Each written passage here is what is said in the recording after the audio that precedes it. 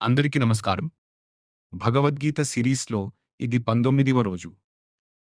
ఈరోజు మన మొదటి అధ్యాయం అర్జున విషాద యోగంలోని 19వ శ్లోకాన్ని తెలుసుకుందాం.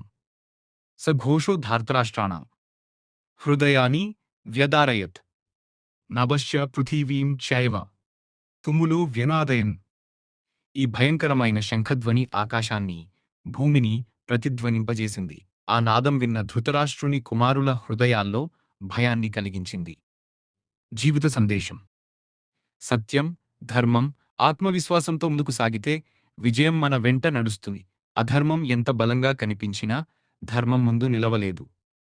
మన జీవితంలో కూడా సత్యం, ధర్మం అనే మార్గాన్ని అనుసరిస్తూ ఆత్మవిశ్వాసంతో ముందుకు సాగితే ఎలాంటి సవాళ్లనైనా ధైర్యంగా ఎదుర్కొని విజయం సాధించవచ్చు. శ్రీకృష్ణార్పణమస్తు.